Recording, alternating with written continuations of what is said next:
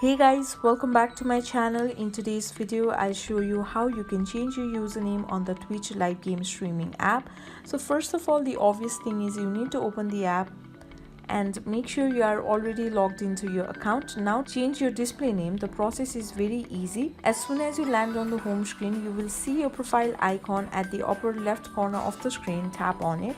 And here you will see the option with account settings. Tap on the option. Now again tap on account, and afterwards tap on the edit profile option, and here you will see the option with display name. Tap on it. Now you can change your display name to anything you like. So the thing you need to remember is you can only modify the capitalization of your display name. So here I can type it to and then tap on save. So that's how I can change the display name on my Twitch live game streaming app.